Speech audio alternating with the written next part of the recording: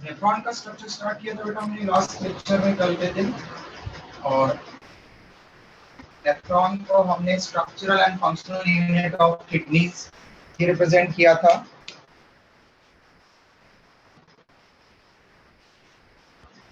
Nephron में दो parts होते हैं, हमने ये रिप्रेजेंट किया था ग्लोमेरुलस एंड रीनल ट्यूब्यूल। और ग्लोमेरुलस के बारे में हमने डिस्कस किया था कि ग्लोमेरुलस टफ्ट ऑफ कैपिलरीज को हम ग्लोमेरुलस रिप्रेजेंट करते हैं। अगर ये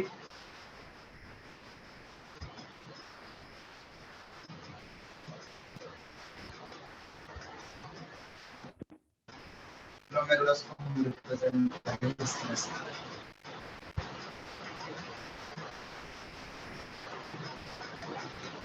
मेनी ब्रांचेस में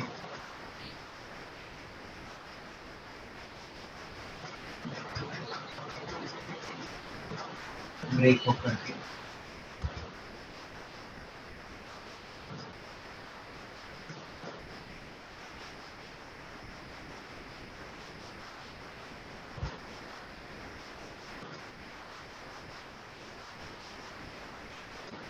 मेनी ब्रांचेस अगर यहाँ से अगर निकलेगी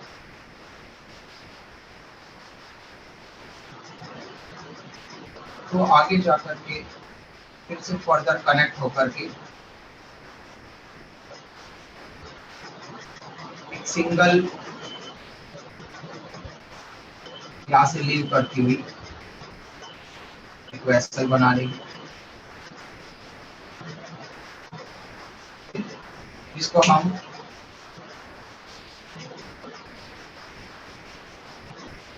जो ग्लोमेरुलस जो फॉर्मेशन हो रहा है, टफ कैपिलरी जिसको हमने कहा था ग्लोमेरुलस जो फॉर्म हो रहा है, उसमें जो ब्लड वेसल ग्लोमेरुलस बनाने के लिए आ रही है आर्टरी, उसकी ब्रांच को आर्टरी की ब्रांच को आर्टेरियोल कहते हैं हम।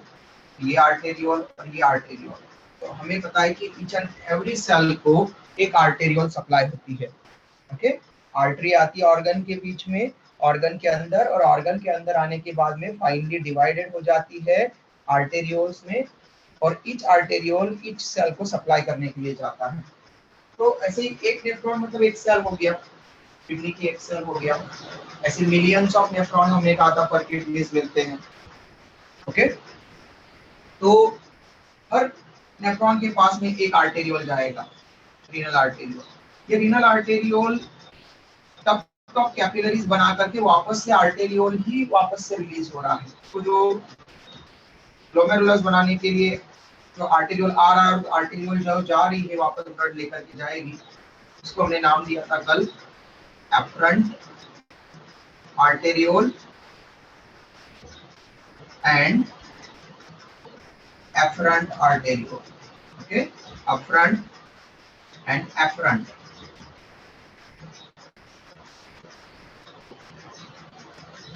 Okay, pronunciation पर ध्यान देना बेटा, efferent and efferent.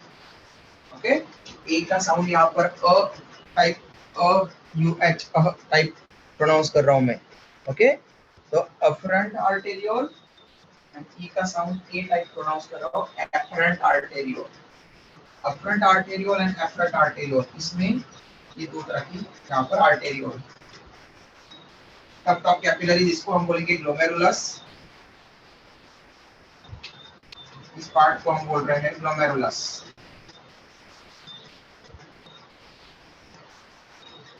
यहाँ तक हमने कल रिप्रेजेंट कर लिया था। नेक्स्ट हम पढ़ रहे फिर आज सेकंड पार्ट नेफ्रॉन का, renal tubule. First part glomerulus, second part renal tubule. Renal tubule में मेनी पार्ट्स होते हैं। सबसे पहला पार्ट रीनल ट्यूब्यूल में होता है, रीनल ट्यूब्यूल कंसिस्ट ऑफ और कंपोज्ड ऑफ मेनी पार्ट्स। इसमें से सबसे पहला पार्ट हम बता रहे हैं यहाँ पर, cup shape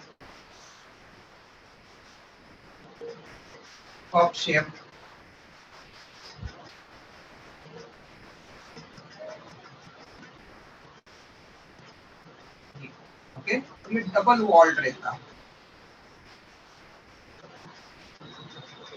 cup shape double walled structure.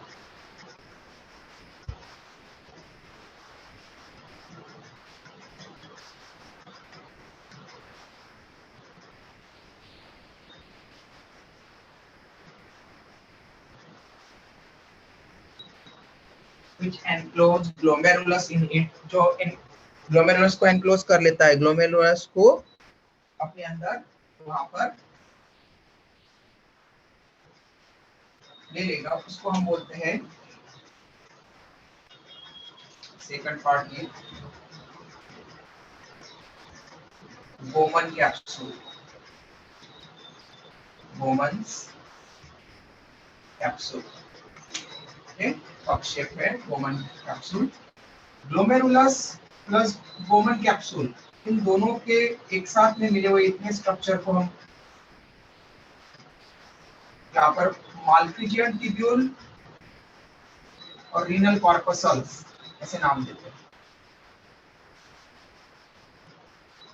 Malpighian tubule और रीनल कॉर्पसल,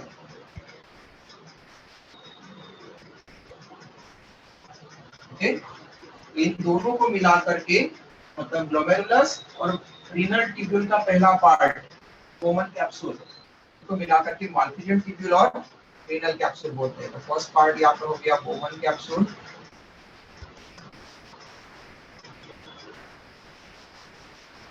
बोमन कैप्सूल में जो सेल्स होती है इपिथेलियल सेल्स, बोमन कैप्सूल की जो इपिथेलियल सेल्स है यहाँ पर स्पेशल टाइप की सेल्स होती है जिनको हम बोलते हैं पोडोसाइट्स।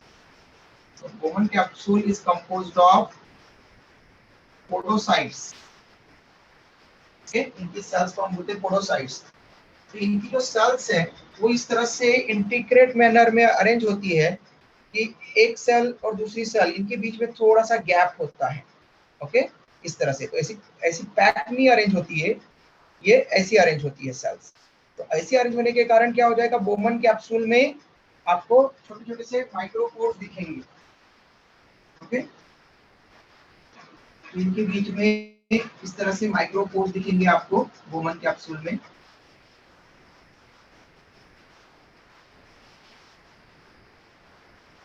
ये क्यों है, क्योंकि जो पोडोसाइट सेल्स है वो एक दूसरे से थोड़े से डिस्टेंस पर है, मतलब इंटीग्रेट मैनर में है, ओके। जैसे आप लॉन वगैरह में जाते हैं तो जो ग्रास होती है वो पास पास में है लेकिन एक दूसरे से सेपरेट होती है, तो थोड़ी सी एयर उसके बीच में हो सकती है, ओके। उसी तरह से यहाँ पर माइक्रोपोर्स बन जाते हैं, स्लिट्स बन जाते हैं, ओके। तो यहाँ पर पोडोसाइट्स दूर दूर होने के कारण इनके बीच में स्लिट्स मतलब ये पोरस हो जाती है, स्लिट्स खांचे प्रेजेंट है, इसके बीच में जगह प्रेजेंट है, ओके, माइक्रोपोर्स प्रेजेंट है, इसलिए फिल्ट्रेशन के काम में आएगी, ओके। तो जब हम यूरिन फॉर्मेशन की पहली स्टेप पढ़ेंगे फिल्ट्रेशन, तब ये पॉइंट आपको बहुत काम का है। बोमन कैप्सूल में पोडोसाइट सेल्स से बन रही है लेयर, और पोडोसाइट सेल्स जो इपिथेलियल सेल्स है वो एक दूसरे से थोड़े से दूर है, इंटीग्रेट मैनर में है। इंटीग्रेट मैनर में है मतलब कि थोड़ी सी वहां पर स्पेस प्रेजेंट है एक दूसरे के बीच में। डबल वॉल स्ट्रक्चर हमने कहा। नेक्स्ट बोमन कैप्सूल के बाद में सेकंड स्ट्रक्चर है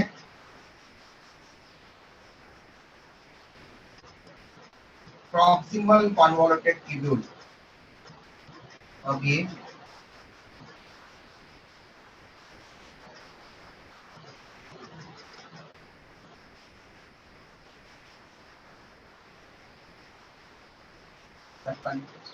ट्यूब ऐसी कॉन्वोल्यूटेड होती है, इसको हम बोलते हैं कॉन्वोल्यूटेड ट्यूब्यूल। लेकिन कॉन्वोल्यूटेड ट्यूब्यूल हमको दो जगह पर मिलेगी, तो जो ग्लोमेरुलस के पास में मतलब माल्फिजियन ट्यूब्यूल या रीनल कॉर्पसल्स के पास में जो है, ग्लोमेरुलस के पास में बिल्कुल रीनल कॉर्पसल्स के पास, उसको हम बोलते हैं proximal convoluted tubule, PCT, okay, proximal convoluted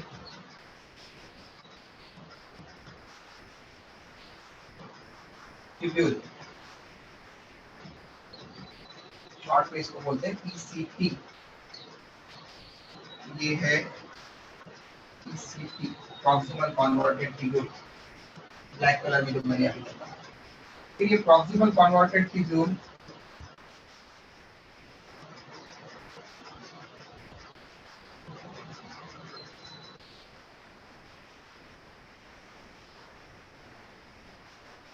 आगे लीड करती है एक हेयर पिन लूप, एक hairpin like U shape tube को, जिसको हम बोलते हैं loop of Henle.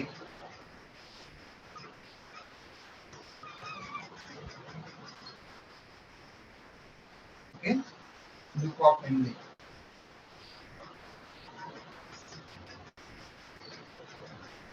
Loop of Henle U shape structure है।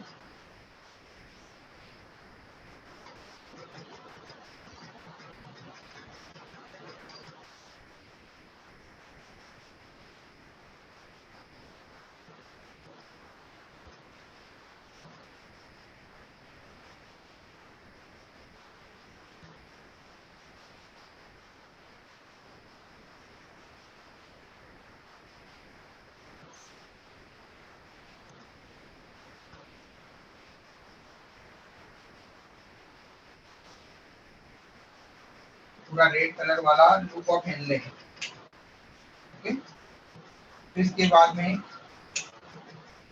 डिस्टल कन्वॉल्यूटेड ट्यूब्यूल स्टार्ट होती है। डिस्टल कन्वॉल्यूटेड ट्यूब्यूल, और ये डिस्टल कन्वॉल्यूटेड ट्यूब्यूल कन्वॉल्यूटेड है, मतलब कन्वर्जेंस होगी वहां पर। फिर एक स्ट्रेट ट्यूब में ओपन होती है जिसको हम कलेक्टिंग ट्यूब्यूल बोलते हैं। कलेक्टिंग ट्यूब्यूल एक कलेक्टिंग डक्ट में ओपन होती है।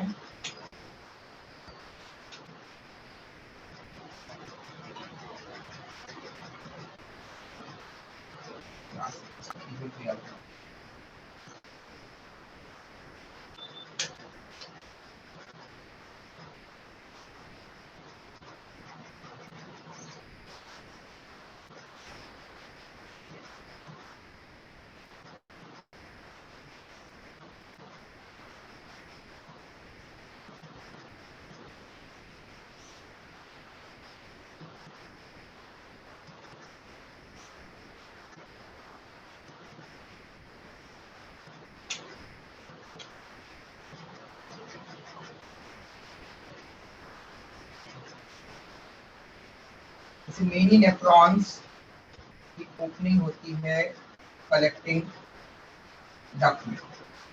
ये नेफ्रॉन यहाँ तक है ग्रीन कलर तक, और जो ब्लैक कलर में हमने बनाई है ये है straight collecting duct. Collecting duct ये पार्ट है distal कन्वॉल्यूटेड tubule DCT.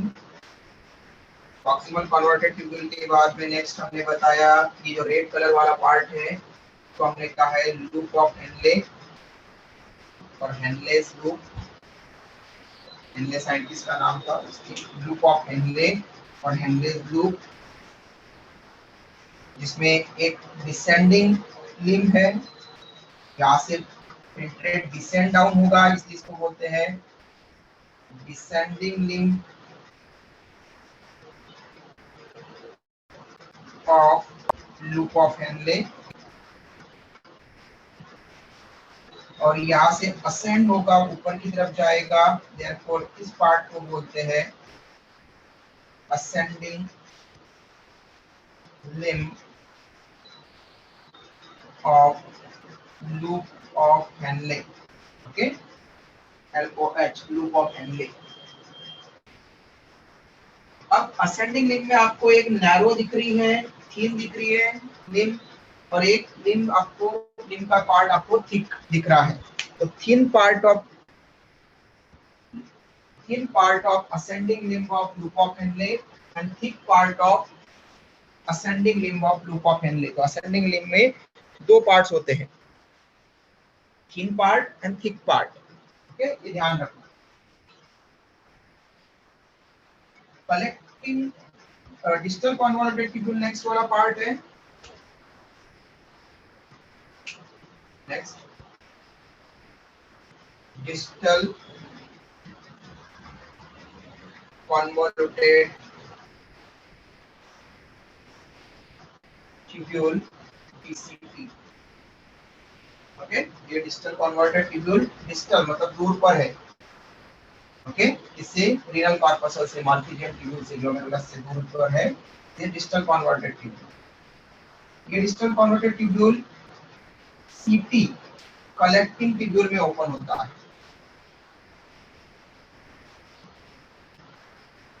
Collecting tubule, और कलेक्टिंग ट्यूब्यूल फिर फाइनली कलेक्टिंग डक्ट में ओपन होती है। तो कलेक्टिंग ट्यूब्यूल में जो आ गया वो यूरिन है, क्योंकि अब वो कलेक्टिंग डक्ट में जाने वाला है।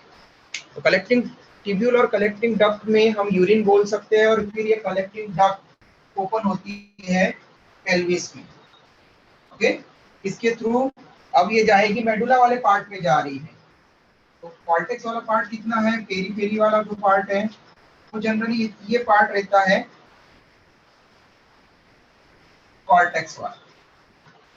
उसके ऊपर ये जो मैंने रेड डॉटेड लाइन बनाई है, इसके ऊपर का पार्ट कॉर्टेक्स,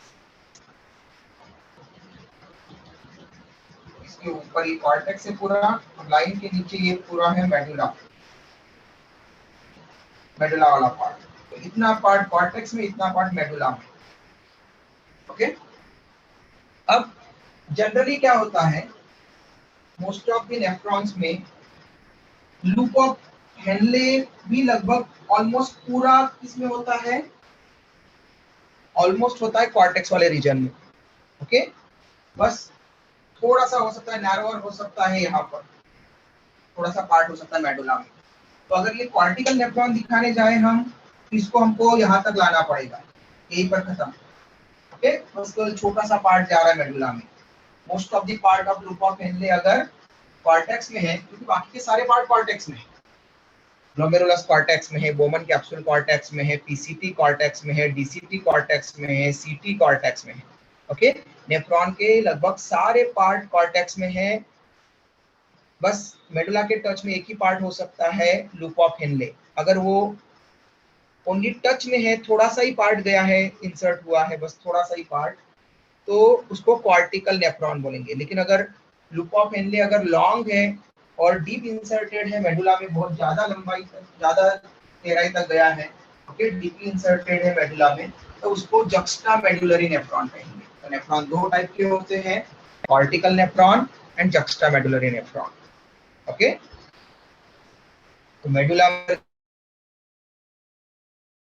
ज्यादा पार्ट है लूप ऑफ हेनले का, most of the part of loop of Henley inside in medullary part, medulla cortex के मेडुला में है ज्यादातर पार्ट लूप ऑफ हेनले का। तो देन उस टाइप के नेफ्रॉन को हम जक्स्टा मेडुलरी नेफ्रॉन कहेंगे। व्हाइल अगर लूप ऑफ हेनले का पार्ट, ज्यादातर पार्ट कॉर्टेक्स में है, ओके, तो देन उसको हम कॉर्टिकल नेफ्रॉन कहेंगे। ये आपको ध्यान रखना है। ओके, बाकी सारे पार्ट कॉर्टेक्स में, किसी को आपको मेडुला में नहीं बनाया। कलेक्टिंग डक्ट ये नेफ्रॉन का पार्ट नहीं है, नेफ्रॉन का पार्ट केवल सीटी तक है। ओके, डीसीटी के बाद में सीटी, और सीटी ओपन होगी कलेक्टिंग डक्ट में, सीडी में। क्लियर है बेटा? यहाँ तक स्क्रीनशॉट ले सकते हैं, किसी को डाउट है तो पूछ सकते हैं।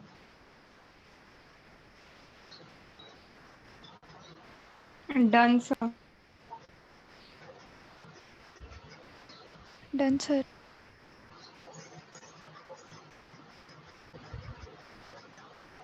ओके, तो अब एक और कंडीशन है यहाँ पर, क्या ये एफरेंट आर्टेरियोल, तो जो रीनल आर्टरी है, रीनल आर्टरी डॉर्सल एओर्टा से रीनल आर्टरी निकली, और रीनल आर्टरी में राइट या लेफ्ट जो भी किडनी है उसके अकॉर्डिंग राइट रीनल आर्टरी या left renal artery. Renal artery आने के बाद में नेफ्रॉन के पास में एक आर्टेरियल ओपन हो गया, एफरेंट आर्टेरियल और इफरेंट आर्टेरियल यहाँ पर। ठीक है, जब ये ब्लड वापस ले जाएगा तब वहां पर वो वेन्यूल में ओपन हो जाएगा और वेन्यूल से वेन बना लेगा कैपिलरी के बाद। ठीक है, तो एफरेंट आर्टेरियोल आ रहा है, यहाँ पर वेन्यूल नहीं बन रहा है, कैपिलरी यहाँ पर बन करके वेन्यूल नहीं बन रहा है, तो ये एफरेंट आर्टेरियोल का ये पर टर्मिनेट हो जाएगा क्या?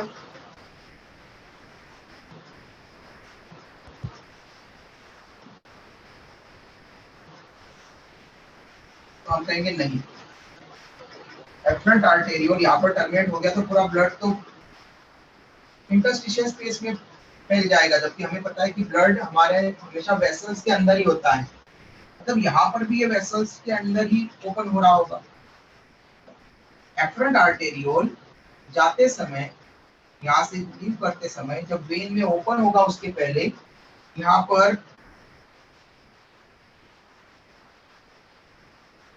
डिफरेंट, यहाँ पर नेफ्रॉन के पास में आकर के एक यू शेप ट्यूब्यूल फॉर्म करता है, ब्रांचेस निकालता है, यू शेप ट्यूब्यूल बनाता है,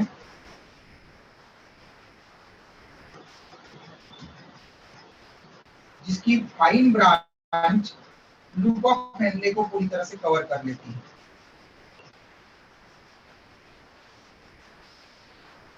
ओके, ये fine branch loop of Henley को पूरी तरह से कवर कर लेती है।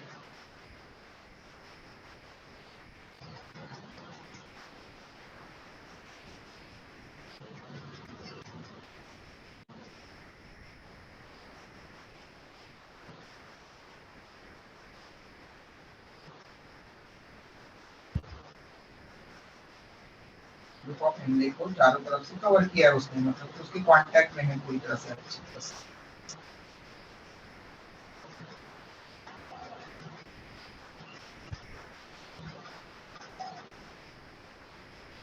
फिर ये आगे जाकर के आप कैपिलरी के थ्रू वेन्यूल्स और वेन्यूल से वेन में, रीनल वेन में ओपन हो जाएगी। ओके, तो रीनल वेन्यूल क्या से निकलेगा आगे, ये रीनल वेन्यूल में। लेकिन यहाँ तक ये जो पूरा स्ट्रक्चर, इसको क्या कहेंगे? इस स्ट्रक्चर को हम बोलते हैं peritubular capillary. Peritubular capillary.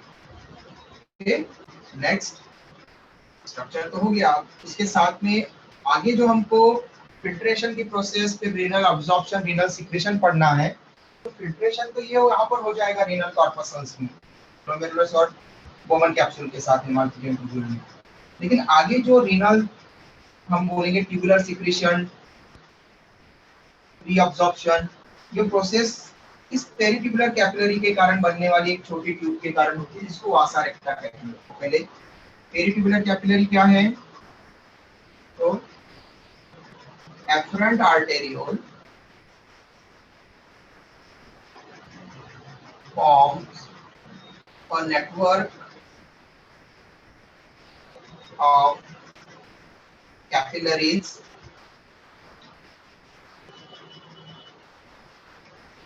which covers nephron, most of the part of nephron, nephron का कवर करेगा।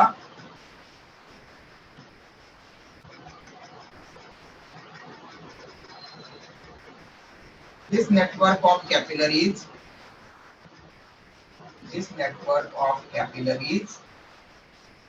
is called as, क्या कहा बेटा हमने उसको, नेटवर्क ऑफ कैपिलरीज को?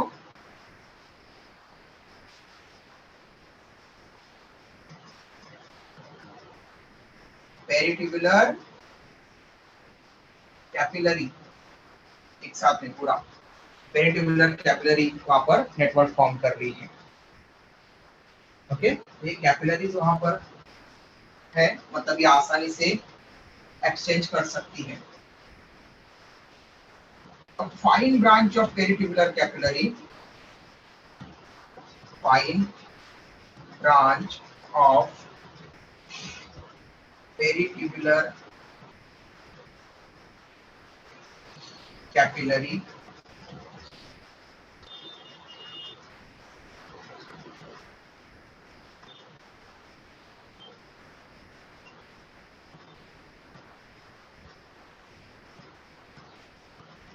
is in contact with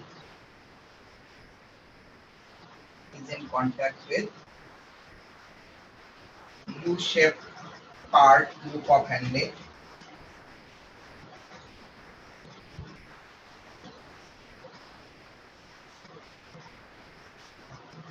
which is called as vasa recta.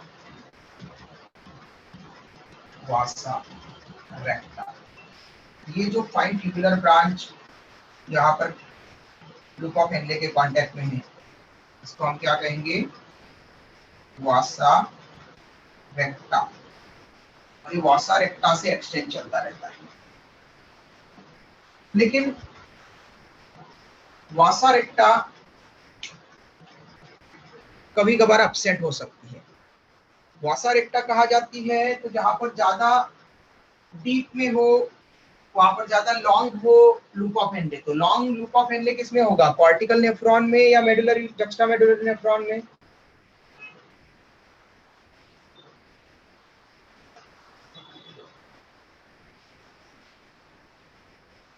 Sir फिर से बोलिए। लूप ऑफ हेनले किस नेफ्रॉन में लूप ऑफ हेनले लंबा होगा, इलोंगेटेड होगा, लेंथ में ज्यादा होगा? कॉर्टिकल नेफ्रॉन में या जक्स्टामेडुलरी नेफ्रॉन में? कॉर्टिकल। कॉर्टिकल में तो ये कॉर्टेक्स है, इतना पार्ट यहाँ पर है। अब ये अगर इधर आ गया कॉर्टेक्स के बहुत पास में, कॉर्टिकल नेफ्रॉन मतलब मेडुला में बहुत कम वहां पर रहेगा लूप ऑफ हेनले। तो ये लंबा रहेगा यहाँ तक अगर आ गया तो, या फिर ये लंबा है? हाँ?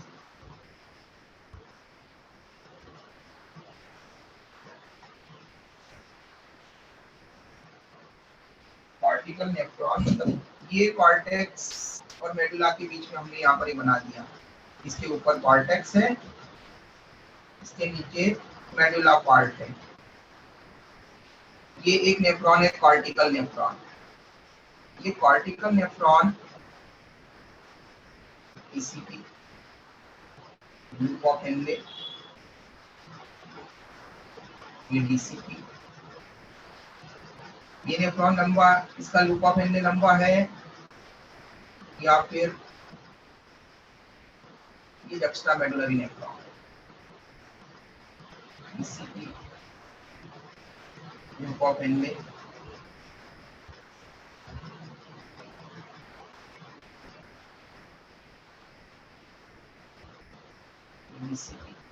मेडुला कौन सा नेफ्रॉन लंबा है? कॉर्टिकल नेफ्रॉन लंबा है कि जक्स्टामेडुलरी नेफ्रॉन लंबा है?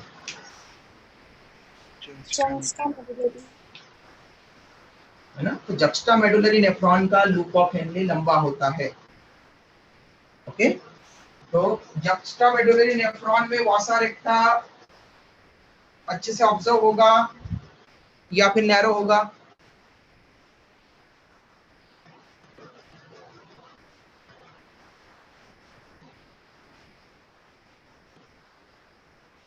नैरो। हाँ,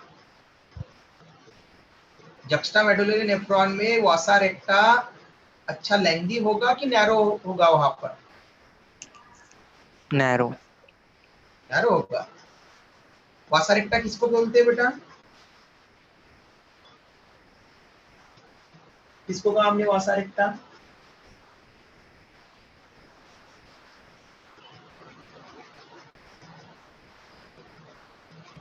अरे बोर्ड पर लिखा है, किसको कह रहे हैं हम vasa recta? Loop of Henley.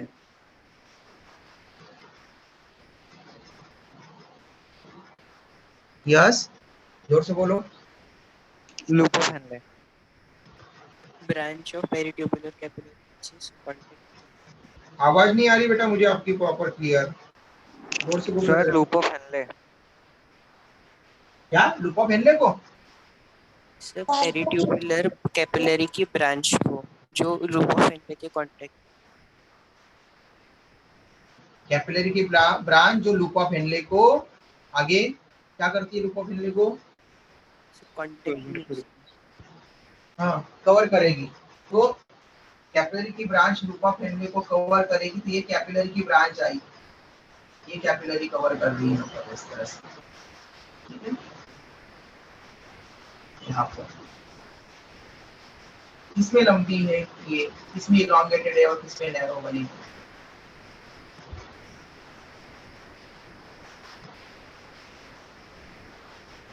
इसमें नैरो दिखेगी आपको वासा रेक्टा, वासा रेक्टा मतलब लूप ऑफ हेनले को कवर करने वाली ट्यूब। तो किसमें नैरो दिख रही है और किसमें इलॉन्गेटेड दिख रही है आपको।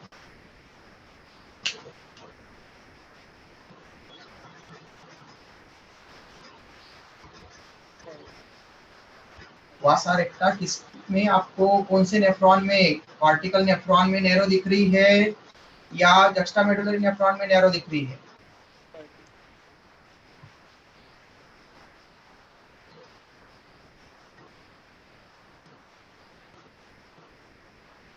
अरे स्मॉल रिड्यूस नैरो किसमें दिख रही है, दिख रहा है कि नहीं दिख रही है आपको।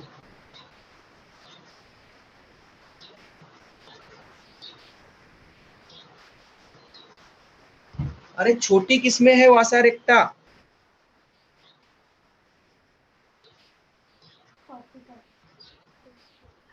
वर्टिकल नेफ्रॉन में। फिर कॉर्टिकल नेफ्रॉन में दिख रही है ना स्मॉल नैरो आपको, और मेडुलरी नेफ्रॉन में इलॉन्गेटेड दिख रही है। हम्म?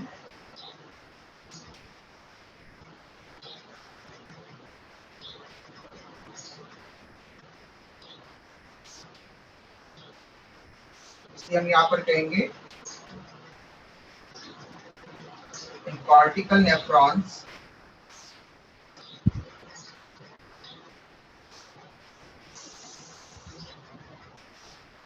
वासा रेक्टा may be reduced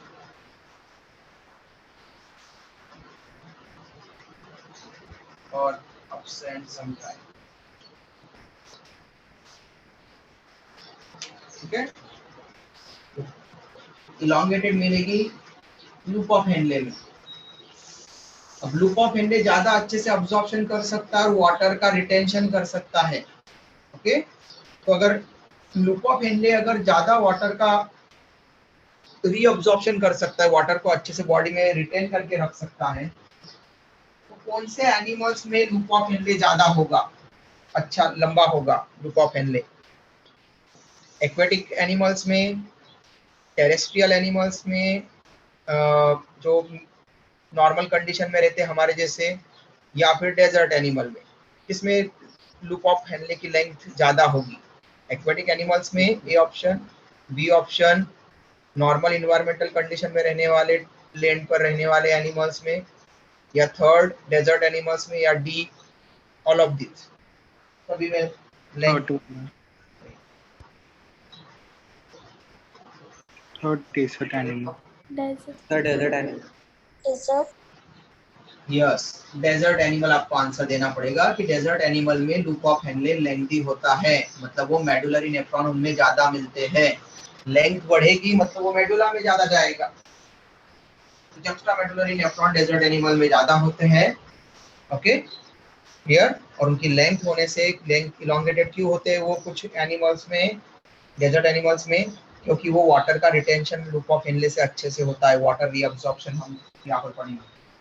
तो वाटर ज्यादा अमाउंट में descending ring of loop of Henley से ज्यादा वाटर अब्सॉर्ब किया जाता है। Water absorption descending limb of loop of Henley से होता है, जबकि ascending limb of loop of Henley से सॉल्ट का अब्सॉर्प्शन होता है। वाटर रिटेन करने के लिए लंबा होना चाहिए लूप ऑफ हेनले, ओके। तो हम ऐसे एनिमल्स है कि हमें कॉर्टिकल नेफ्रॉन ज्यादा मिलते हैं, मेडुलरी जक्स्टामेडुलरी नेफ्रॉन कम मिलते हैं। क्यों? क्योंकि हम जरूरत पड़ने पर पानी आसानी से पी सकते हैं, तो हमको बहुत ज्यादा जरूरत नहीं है। लेकिन कैमल जैसे डेजर्ट एनिमल में, डेजर्ट मैमल में लूप ऑफ हेनले ज्यादा एक्सटेंडेड होते हैं, मतलब उनमें जक्स्टामेडुलरी नेफ्रॉन ज्यादा मिलते हैं। क्यों? क्योंकि वो वाटर का रिटेंशन उनको ज्यादा करना पड़ता है, उनको पानी की पहले ही कमी होती है। स्क्रीनशॉट ले लो बेटा, किसी को डाउट हो तो पूछ लो जल्दी से।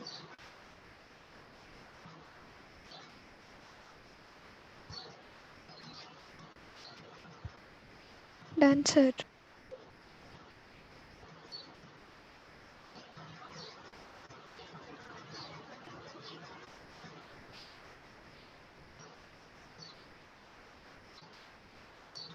Done, sir.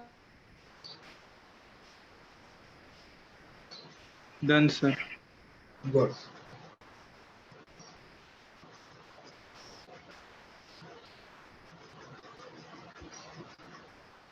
नेक्स्ट हेडिंग डालो यूरिन फॉर्मेशन। नेफ्रॉन का स्ट्रक्चर के बाद नेफ्रॉन का मेन फंक्शन है यूरिन फॉर्म करना। यूरिन फॉर्म करके वो एक्सेस में जितने भी मटेरियल्स होते हैं प्लस जो हार्मफुल नाइट्रोजनस एक्सट्रैक्ट मटेरियल्स है उनको एलिमिनेट किया जाता है यूरिन फॉर्मेशन पर। नेफ्रॉन का मेन फंक्शन है यूरिन फॉर्मेशन।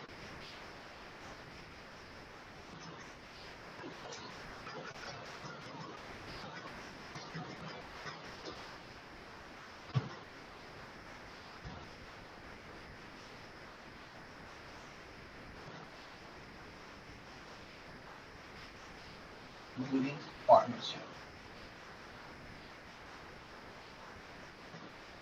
सबसे पहले ये पता होना चाहिए कि यूरिन होता क्या है। ओके, तो urine acidic, slightly acidic, slightly acidic fluid है। ओके, इसलिए बॉडी फ्लूइड नहीं है,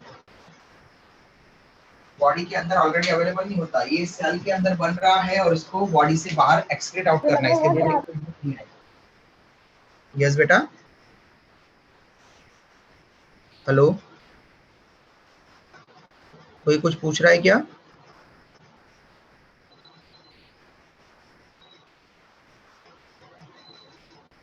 किसी ने माइक में बोला था बेटा अभी, किसी को कुछ पूछना है क्या?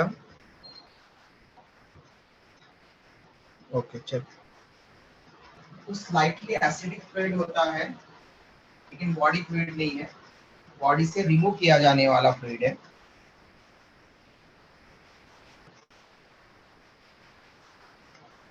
which composed of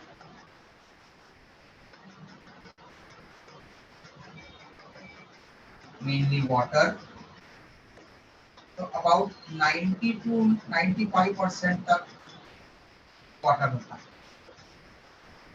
ओके, कुछ कुछ कंडीशन में तो इवन 99% तक वाटर हो सकता है, 90 to 95 मोस्टली। ओके, और जब यूरिन अगर डाइल्यूटेड यूरिन रिलीज किया जाएगा मोर, तो तब इसका लेवल जो है वाटर का 99% तक जा सकता है। तो इतने कम होते हैं अदर कंपोनेंट्स। अदर कंपोनेंट्स में सबसे ज्यादा है फिर वहां पर यूरिया 1% के आसपास, यूरिया के बाद में uric acid, creatinine phosphate,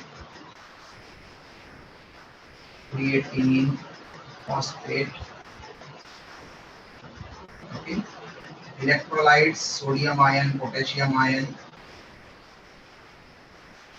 okay, sodium chloride, potassium bicarbonate, okay, ऐसी कुछ आयंस वहां पर इसमें से रिलीज की जाएगी। तो यूजुअली ये पार्ट होता है, ये होता है ह्यूमन यूरिन के अंदर। ओके, अब नॉर्मलिटी में हम पढ़ेंगे कि कभी अगर ग्लूकोज चला जाए तो अब नॉर्मल कंडीशन है, ग्लाइकोसूरिया बोलेंगे, प्रोटीन चला जाए तो प्रोटीन यूरिया बोलेंगे। ओके, तो ऐसे बाकी अगर कोई बायोमॉलिक्यूल मिल रहा है तो अब नॉर्मलिटी है, कोई प्रॉब्लम हो, कोई डिसऑर्डर हो चुका है उस एनिमल में, इसके यूरिन में इस तरह से जा रहा है। तो ह्यूमन बीइंग्स में यूरिन फॉर्मेशन, तो यूरिन फॉर्मेशन की प्रोसेस 3 स्टेप में कंप्लीट होती है। प्रोसेस कंप्लीट्स इन 3 फॉलोइंग स्टेप्स। कौन कौन सी स्टेप्स है वो? First, ultra filtration,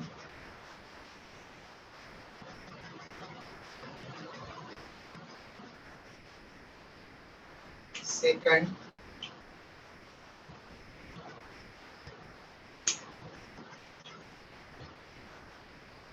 tubular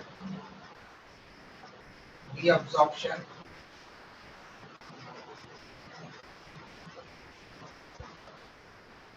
and third tubular secretion.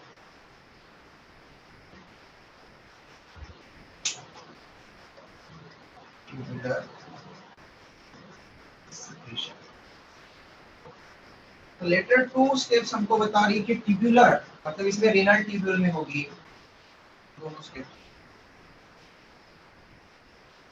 Renal tubule, तो हमने जो रेनल ट्यूब्यूल के जो पार्ट देखे हैं, PC Bowman capsule, PCT, DCT, loop of Henley, collecting tubule, इनके अंदर ये ट्यूबुलर रीअब्जॉर्प्शन और ट्यूबुलर सिक्रेशन चलेगा। मतलब वहां पर ग्लोमेरुलस पार्टिसिपेट नहीं करेगा। तो ग्लोमेरुलस किसमें पार्टिसिपेट करता है? तो अल्ट्रा फिल्ट्रेशन में रीनल कॉर्पसल्स के अंदर होती है, इनसाइड रीनल कॉर्पसल्स। इसको कहा था हमने रीनल कॉर्पसल, माल्फिजियन बॉडी को। और माल्फिजियन बॉडी में दो ऑर्गन आते हैं, फिर दो स्ट्रक्चर आते हैं सेल के, माल्फिजियन बॉडी और माल्फिजियन कॉर्पसल। माल्फिजियन बॉडी में एक आता है ग्लोमेरुलस और दूसरा आता है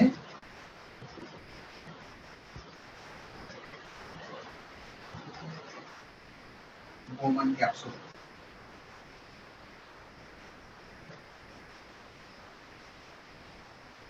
ओके, माल्फिजियन बॉडी में ग्लोमेरुलस एंड बोमन कैप्सूल ये आता है। क्लियर है बेटा?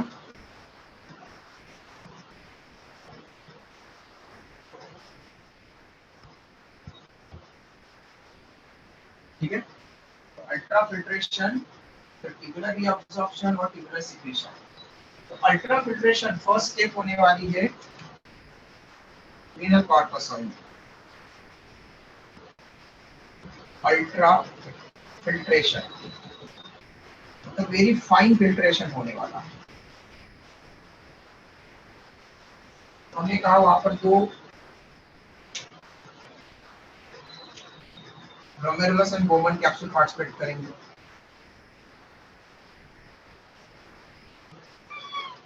ग्लोमेरुलस में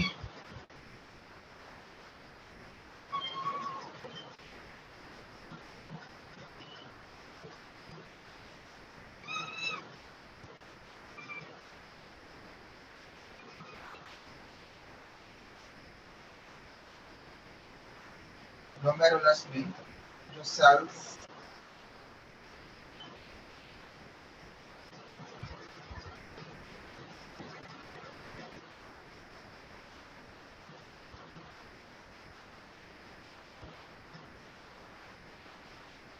यहाँ पर ब्रांचेस, एफरेंट आर्टेरियोल की ब्रांचेस ग्लोमेरुलस बना लेंगे हम पहले यहाँ पर, ऐसा मेनी ब्रांचेस से ग्लोमेरुलस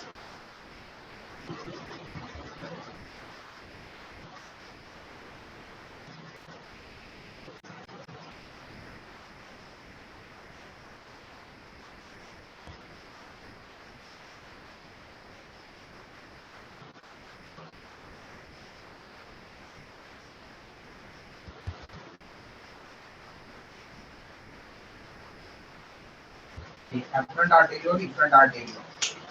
हमने कहा था जो बोमन कैप्सूल है कवर करेगा और बीच बीच में क्या होगी, स्लिट्स होगी।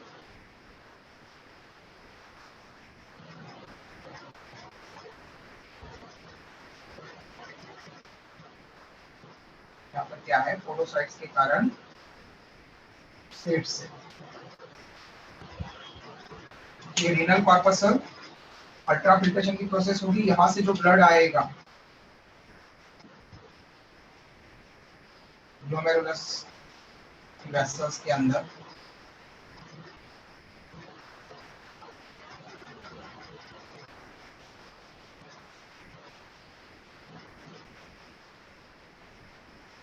ओके, तो एफरंट आर्टेरियोल में ब्लड आ रहा है और एफरंट आर्टेरियोल में ब्लड जा रहा है। अफरंट आर्टेरियोल में आ रहा है और एफरंट आर्टेरियोल से जा रहा है, लेकिन जाते समय यहाँ पर इस पोर्शन में यहाँ पर फिल्ट्रेशन की प्रोसेस हो रही है, अल्ट्रा फिल्ट्रेशन। तो किस के बीच में अल्ट्रा फिल्ट्रेशन हो रहा है? तो ग्लोमेरुलस की ये जो लेयर है, ओके, ग्लोमेरुलस की ब्लड कैपिलरीज की ये जो लेयर है यहाँ पर, ये अंदर वाली लेयर है ग्लोमेरुलस की, इसलिए इसको बोलेंगे एंडोथेलियम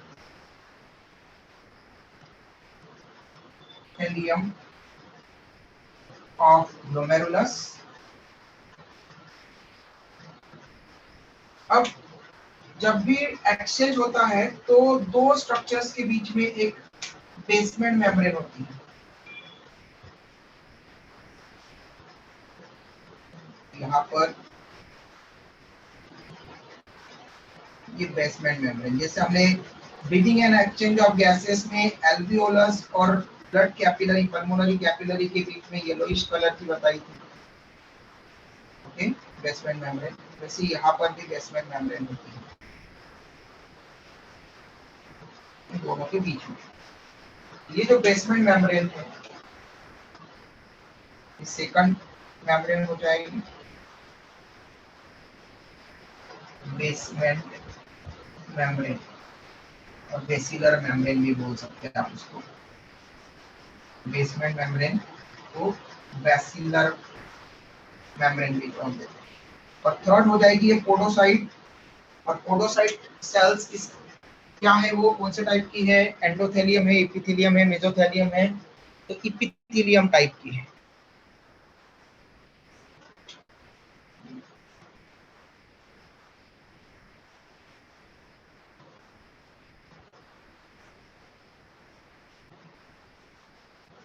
ये हो जाएगी एपिथेलियम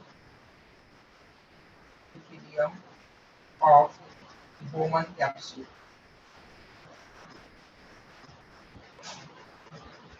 इन तीनों मेम्ब्रेन को मिलाकर के यहाँ पर बन रही है एक्सचेंज के लिए डिफ्यूजन मेम्ब्रेन, जो फिल्ट्रेशन करेगी। इसको आप फिल्ट्रेशन मेम्ब्रेन भी बोलते हैं। तो अल्ट्रा फिल्ट्रेशन में फिल्ट्रेशन मेम्ब्रेन मतलब ब्लड यहाँ पर फिल्टर होगा, ब्लड आ रहा है और ब्लड फिल्टर हो रहा है, तो ब्लड वापस एक एफरंट आर्टेरियोल में जाएगा, अफरंट आर्टेरियोल से आने वाला एफरंट आर्टेरियोल में जाएगा। लेकिन ब्लड के साथ साथ में जो हजार्डस प्रोडक्ट आए हुए हैं, हार्मफुल प्रोडक्ट आए हुए, नाइट्रोजनस एक्सक्रीटरी मटेरियल, वो यहाँ से बोमन कैप्सूल में चले जाएंगे पास होकर। ओके, तो बोमन कैप्सूल में क्या क्या आएगा? बोमन कैप्सूल में फिल्टर होगा, ये जो फिल्ट्रेट रहेगा बोमन कैप्सूल के अंदर, फिल्ट्रेशन मेम्ब्रेन से फिल्टर आउट हुआ, 3 लेयर्स वाली ने काम। तो फिल्ट्रेट में क्या क्या रहेगा? फिल्ट्रेट में रहेगा सबसे ज्यादा अमाउंट में वाटर फिल्टर आउट हो जाता है यहाँ पर। वाटर के बाद में इलेक्ट्रोलाइट्स फिल्टर आउट हो जाते हैं, सॉल्ट, सोडियम, पोटेशियम, क्लोराइड सब ब्लड में से इधर आ जाते हैं। ओके, तो फिर वापस भी तो चाहिए इसको, तो वासा रेक्टा की हेल्प से वापस भेज दिए जाते हैं, है ना। रीअब्जॉर्प्शन भी तो बोला हमने, बहुत सारी चीजें रीअब्जॉर्ब होगी। तो पहले तो फिल्टर क्या क्या होता है?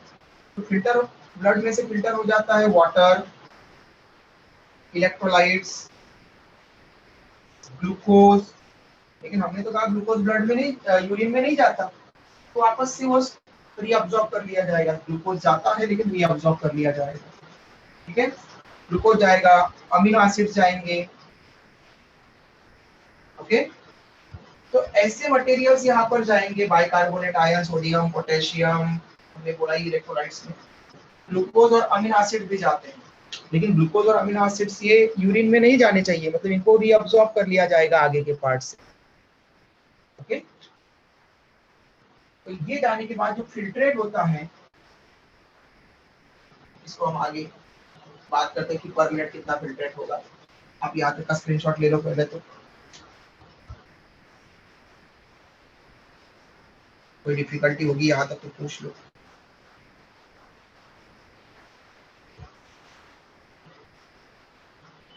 Done sir.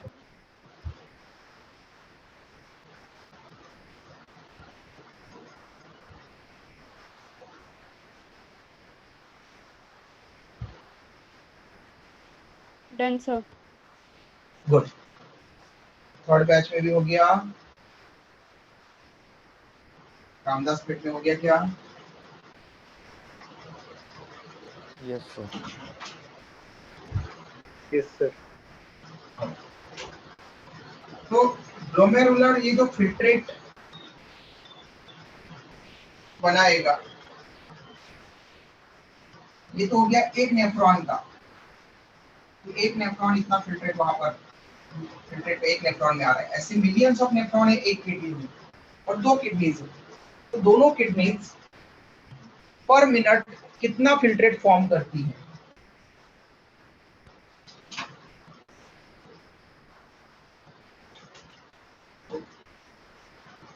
In a healthy individual,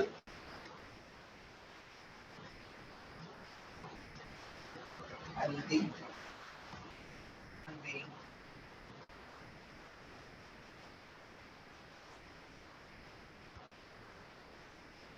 an adult healthy human being, both the kidneys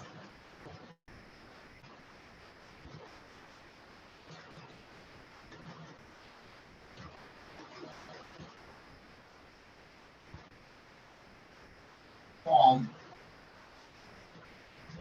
125 ml of filtrate। कितना फिल्ट्रेट बनेगा? 125 ml ऑफ फिल्ट्रेट पर मिनट। एक मिनट में दोनों किडनीज के millions of nephrons total 125 ml filtrate बनाते हैं। ओके, एक मिनट में 125 ml फिल्ट्रेट बना, यूरिन नहीं बना है, याद रखना। यूरिन तो बहुत कम बनेगा, इसका केवल 1% पार्ट बनेगा यूरिन। ओके, तो मतलब 99% जो फिल्ट्रेट है वो वापस रीअब्सॉर्ब कर लिया जाता है। 99% पार्ट 125 ml ऑफ फिल्ट्रेट पर मिनट, मतलब पूरे एक दिन में कितना हुआ? एक दिन में कैलकुलेट करो 125 ml। एक मिनट में अगर 125 ml फिल्ट्रेट फॉर्म हो रहा है तो एक दिन मतलब एक दिन में 24 घंटे, 24 घंटे में हर एक घंटे में 60 मिनट्स, तो ये एक डे हो गया। इसमें कितना होगा? ठीक है, तो आप 125 इंटू 24 इंटू 60 करके देखोगे तो आपका आंसर आएगा 80,000.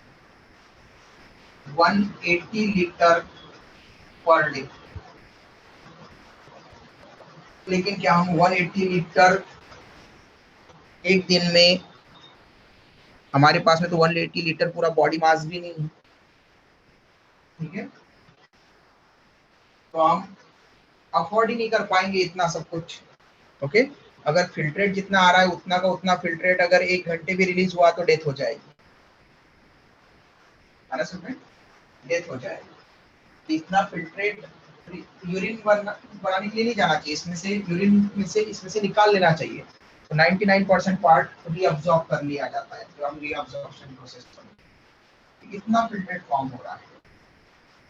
ओके, तो पर मिनट जितना फिल्ट्रेट फॉर्म करती है किडनी, उसको बोलते हैं ग्लोमेरुलर फिल्ट्रेशन रेट, GFR। ये आपको क्वेश्चन में पूछते हैं, ग्लोमेरुलर फिल्ट्रेशन रेट, मतलब ग्लोमेरुलर से कितना ब्लड फिल्टर आउट हो करके फिल्ट्रेट बना। ठीक है, glomerular filtration rate is 125 ml पर मिनट। ग्लोमेरुलर फिल्ट्रेशन रेट को कैसे डिफाइन करेंगे? Filtration form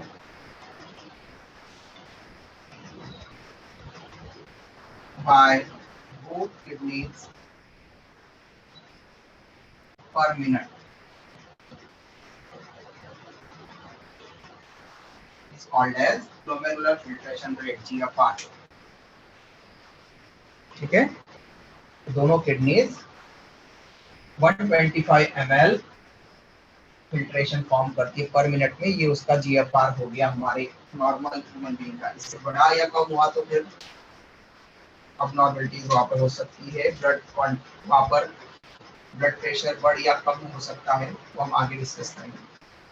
GFR normal healthy adult human being का GFR कितना होता है? GFR for normal human healthy human 125 ml पर minute.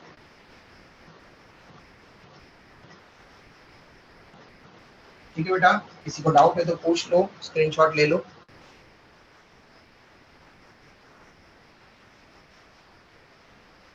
Done, sir. Good.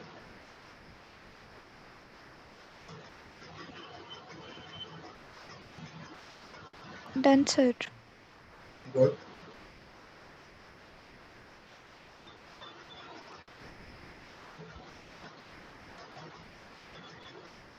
Done, sir. Good.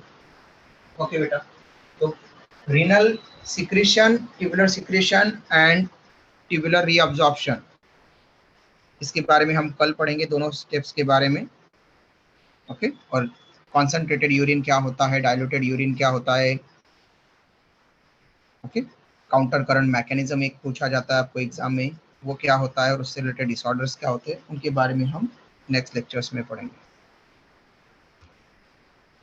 आज के लेक्चर में किसी को कोई डाउट है तो पूछ सकता है, कोई भी स्टूडेंट।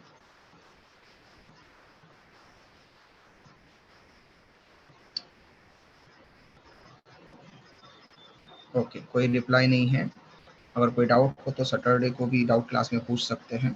ठीक है, बाय बेटा, टेक केयर, कल मिलते हैं। Bye sir. ओके, कोई भी आपके डाउट्स वगैरह होंगे सर्कुलेटरी सिस्टम के, एक्सक्रेटरी सिस्टम के अभी तक के, या फिर कोई भी, तो आप कल की क्लास में, डाउट क्लास में पूछ सकते हैं। ओके, टिल देन बाय बेटा, टेक केयर। Bye sir.